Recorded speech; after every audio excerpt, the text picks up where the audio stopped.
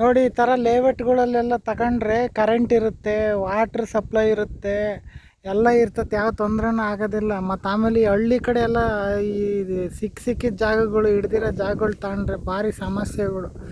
ಎಲ್ಲ ಹಕ್ಕುಪತ್ರಗಳೆಲ್ಲ ಕೊಡಲ್ಲ, ಅದು ಕೊಡೋವರೆಗೂ ಕಾಯಬೇಕು. ಇವೆಲ್ಲ ನೋಡಿ ಲೇಔಟ್ಗಳು ಒಬ್ರ ಹೆಸರಿಂದ ಇಷ್ಟಂತ ಹೊಲಗಳು ತಗೊಂಡು ಇಷ್ಟಿಷ್ಟು ಅಂತ ಹಂಚ್ಬಿಡ್ತಾರೆ. ಇಷ್ಟಿಷ್ಟು 30-40 ಅವ್ರಿಗೆ ಎಷ್ಟು ಬೇಕು ಅಷ್ಟೆಲ್ಲ ಮಾಡಿಬಿಡ್ತಾರೆ.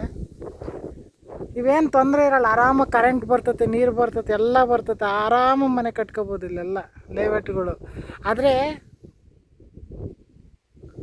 ಈ ಹಳ್ಳಿ ಕಡೆನೇ ಭಾರಿ ಸಮಸ್ಯೆಗಳು.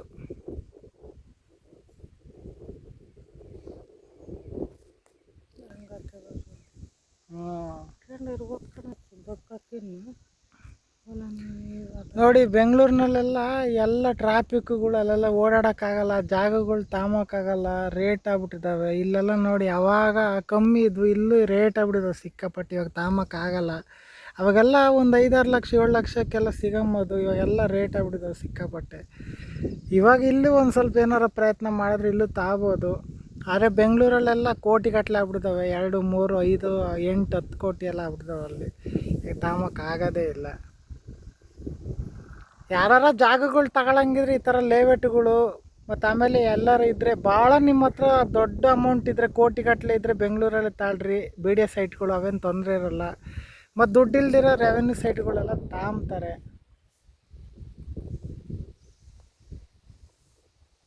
ಅರೆ ರೆವೆನ್ಯೂ ಸೈಟ್ ತಗೊಂಡ್ರೆ ಕಾಯ್ಬೇಕಾಗ್ತದೆ, ಖಾತೆಗಳು ಅವು ಇವೆಲ್ಲ. ಬಿ ಡಿ ಎ ಸೈಟ್ ಆದರೆ ಹಂಗಲ್ಲ, ಒಂದು ಸಾರಿ ಹೆಸ್ರಿಗಾಗ್ಬಿಟ್ರೆ ಒಂದು ವಾರಕ್ಕೆಲ್ಲ ಖಾತೆಗಳು ಮಾಡಿಸಿ ಮನೆ ಕಟ್ಕೋಬೋದು. ಒಂದು 4-5 ತಿಂಗಳಿಗೆಲ್ಲ 3 ಫ್ಲೋರ್ ಕಟ್ಕೊಬಿಡ್ಬೋದು, ಯಾವ ತೊಂದರೆ ಇರೋಲ್ಲ. ಎಲ್ಲರ ಹೆಸ್ರಲ್ಲೂ ಇರ್ತದೆ ಅದು. ಹೋಗೋಣ ಬಾ.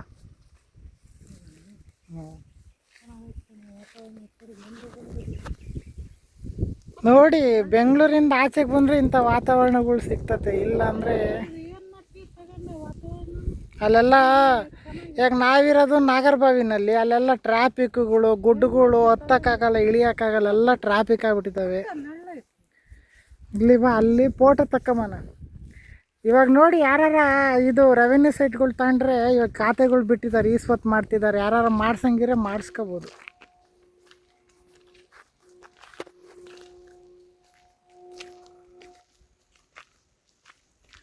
BBMP ಯಾವಾಗ ಬೇಕಾದ್ರೂ ಮಾಡಿಸ್ಕೋಬೋದು. BBMP ಎ ಖಾತೆಗಳೆಲ್ಲ ಯಾವಾಗ ಬೇಕಾದ್ರೂ ಮಾಡಿಸ್ಕೋಬೋದು. ಈ ಬಿ ಖಾತೆಗಳೆಲ್ಲ ಲೇಟು.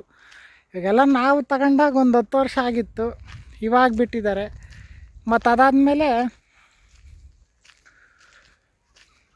ದುಡ್ಡು ಜಾಸ್ತಿ ಇದ್ದರೆ ಬಿ ಡಿ ಎನ್ನೇ ತಗೋಬೋದು. ದುಡ್ಡು ಇಲ್ದಿರೋರು ಮತ್ತು ಇನ್ನೇನು ಮಾಡ್ತಾರೆ, ರೆವೆನ್ಯೂಗಳು ತಾಂಬ್ತಾರೆ. ನೋಡಿ ಅಲ್ಲೆಲ್ಲ ಕಾಣಿಸ್ತಿದೆಯಲ್ಲ, ಅದೆಲ್ಲ ಶೋಭಾ ಡೆವಲಪರ್ಸ್ದು. ಅಲ್ಲಿ ಏನೇನೋ ಕಟ್ತಾರಂತವ್ರು. ಅಲ್ಲಿ ಮೇಸರಿದ್ರೆ ಕಂಡು ಹೋಗ್ಬೇಕಾಗಿತ್ತು. ಈ ಒಂದು ಗ್ರೌಂಡ್ ಫ್ಲೋರ್ ಒಪ್ಪಂದ ಕೊಡ್ತೀವಿ ಅಂತ ನೋಡೋಣ ಬಾ. ಅಲ್ಲ ಕೇಳಕ್ಕೆ ಬಂದಿರೋದು.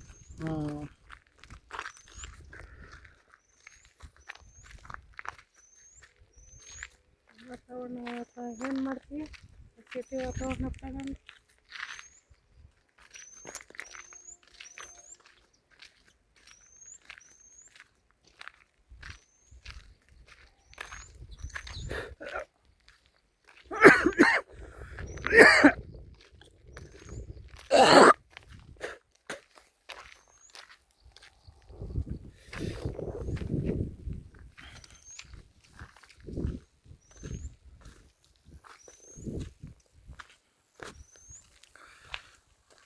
ಹೆಂಗೆ ಬಿಸಿಲು ಉರಿತೈತೆ ನೋಡಿ. ಇಲ್ಲೆಲ್ಲ ಸಿಕ್ಕಾಪಟ್ಟೆ ಬಿಸಿಲುಗಳು.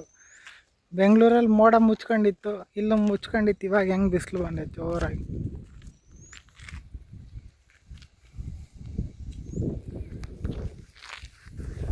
ಈ ಥರ ನೋಡಿ ಕಲ್ಲುಗಳೆಲ್ಲ ನೆಟ್ಬಿಟ್ಟು ಈ ಥರ ಬೇಲಿಗಳು ಹಾಕಿಸ್ತಾರೆ, ಜಾಗಗಳು ಪಕ್ಕ ಮಾಡ್ಕೊಂಬಕ್ಕೆ. ನೋಡು ಈ ಥರ ಕಲ್ಲುಗಳು ಹಾಕಿಸಿ ಇದು ಜಾಗ ಬಂದೋಬಸ್ತ್ ಮಾಡ್ಕೊಂತಾರೆ.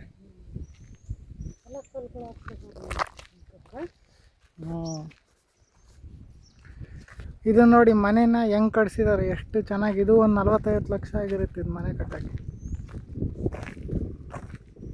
ನೋಡಿ ಬೆಂಗಳೂರಲ್ಲಿ ಕಟ್ಟಂಗೆ ಕಟ್ಟಿದ್ದಾರೆ ಈ ಮನೇನ.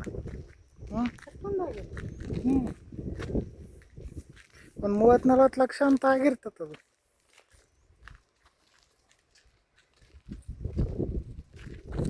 ಅವಾಗೆಲ್ಲ ನೈಸ್ ರೋಡ್ ಕಡೆಗೆಲ್ಲ ಹಿಂಗೆ ಇದ್ದಿದ್ದು.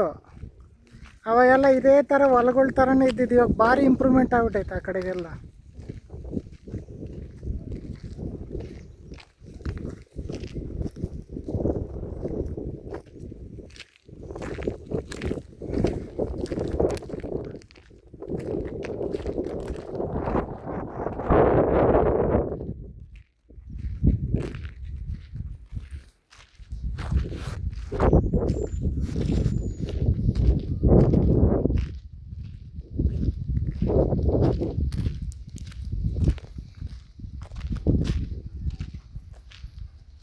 ನೋಡಿ ಹಂಗೆ ಸ್ವಿಚ್ಗಳು ಹಾಕ್ಸಿರ್ತಾರೆ ಕರೆಂಟಿಂದ, ಕಂಬೋಲ್ಡ್.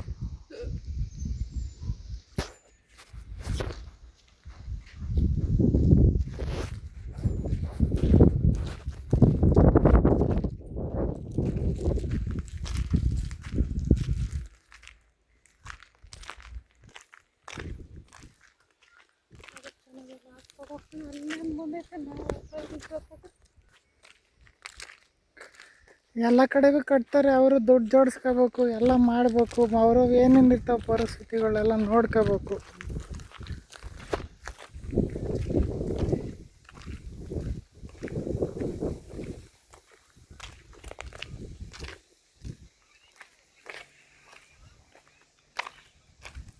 ಇವಾಗೆಲ್ಲ ಸೀಟಿನ ಮನೆಗಳು ಕಮ್ಮಿ ಆಗ್ಬಿಡ್ದು ಕಣ. ಎಲ್ಲರೂ RCCಗಳು ಹಾಕ್ಸ್ತಾರೆ ಇವಾಗೆಲ್ಲ.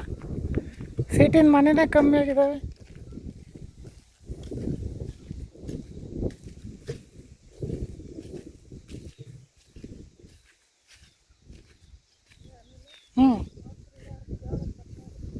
ಯಾರೋ ನನಗೆ ಗೊತ್ತಿಲ್ಲ.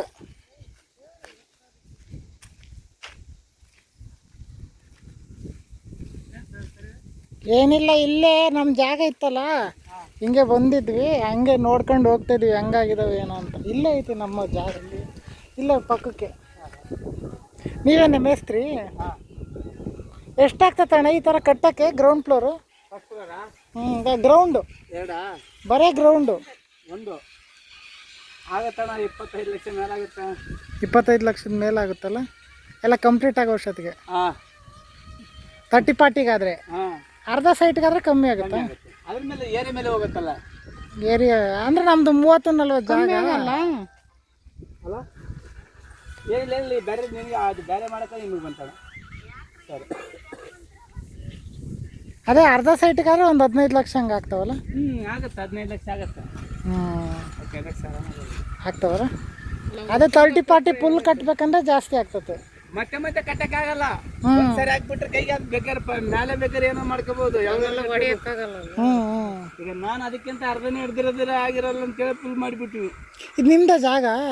ನಾವೇ ಮೇಸ್ತ್ರಿ, ನಾವೇ ಕಟ್ಟೋದು. ಹಂಗೆ ಕತೆ 30-40 ಅದು.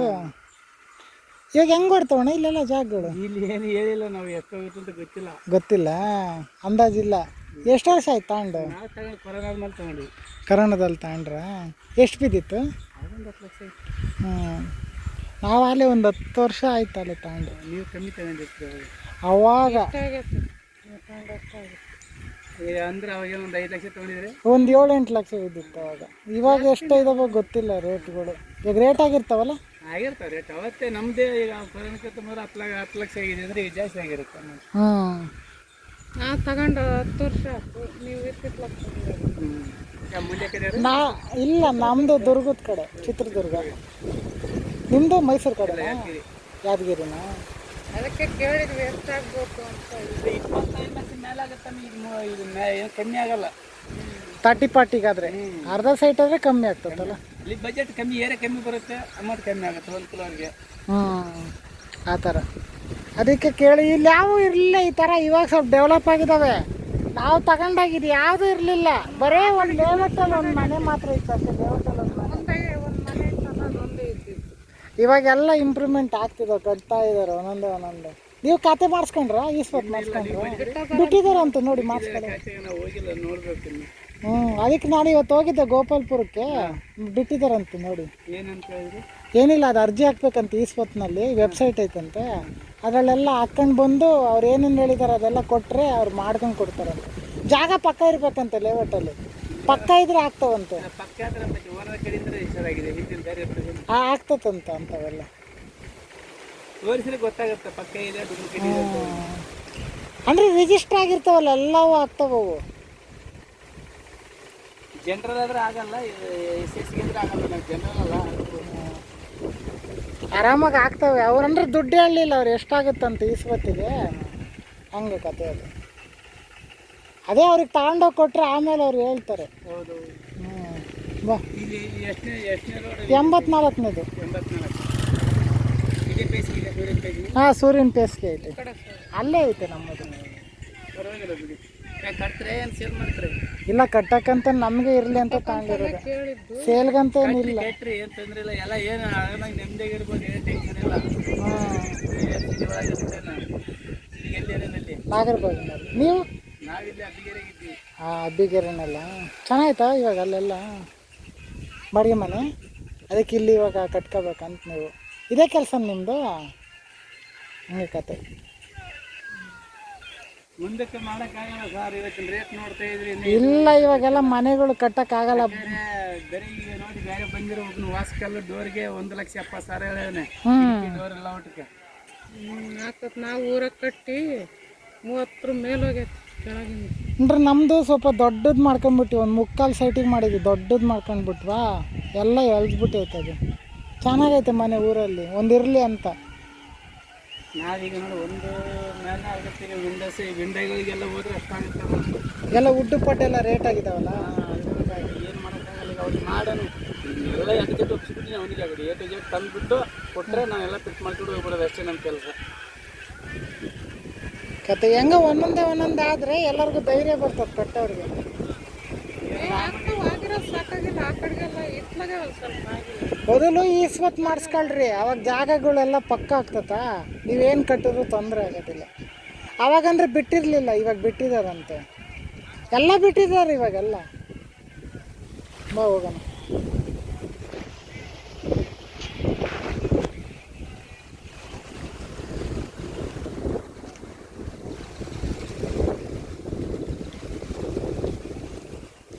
ಅದೇ ನಾವು ಎಷ್ಟು 3/4 ಸೈಟ್, ಅರ್ಧ ಸೈಟ್, ಅದ್ರ ಮೇಲೆ ಡಿಪೆಂಡ್ ಆಗ್ತದೆ. ನಾವೊಂದು ಅರ್ಧ ಸೈಟ್ ಅಂದರೆ ಒಂದು 15 ಲಕ್ಷ ಇಟ್ಕೋಬೇಕಾಗ್ತದೆ. ಎಲ್ಲ ರೇಟ್ಗಳು ಆಗಿದ್ದಾವೆ. ನಮ್ಮ ಕೈಯಲ್ಲಿ 30-40 ಫುಲ್ ಯಾವ್ದು ಕಟ್ಟೋಕ್ಕಾಗ್ತತ?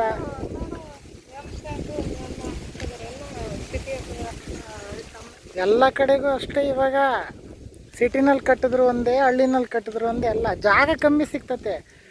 ಕಟ್ಟೋಕ್ಕೆಲ್ಲನೂ ರೇಟೇನೆ ಇವಾಗ ಎಲ್ಲ. ಅದು ಬೇರೆ ದುಬಾರಿ ಹೋಗ್ತಾ ಹೋಗ್ತಾ ವರ್ಷ ಕಳ್ದಂಗೆಲ್ಲ ಸಾಮಾನೆಲ್ಲ ರೇಟ್ ಆಗ್ತದೆ. ನಮಗೊಂದು 2 ಲಕ್ಷಕ್ಕೆ ಕಟ್ಟಿದ್ರಲ್ಲ. ಹಾಂ ಹಾಂ.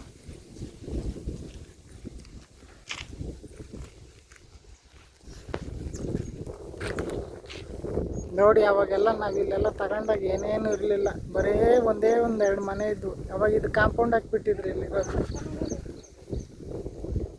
ನೋಡಿ, ಇಲ್ಲಿ ಕಾಂಪೌಂಡ್ ಹಾಕಿಬಿಟ್ಟಿದ್ರು. ಇವಾಗ ಇಲ್ಲೆಲ್ಲ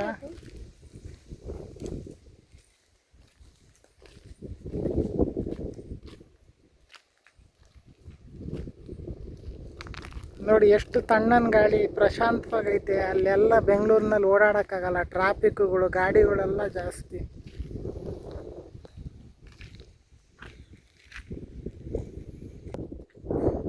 ಈ ವಿಡಿಯೋ ಇಲ್ಲಿಗೆ ನಿಲ್ಲಿಸ್ತಾ ಇದ್ದೀನಿ. ನೆಕ್ಸ್ಟ್ ವಿಡಿಯೋದಲ್ಲಿ ನಾನು ಮತ್ತೆ ಸಿಗ್ತೀನಿ, ಬೇರೆದ್ರ ಬಗ್ಗೆ ಮಾತಾಡ್ತೀನಿ. Thank you so much.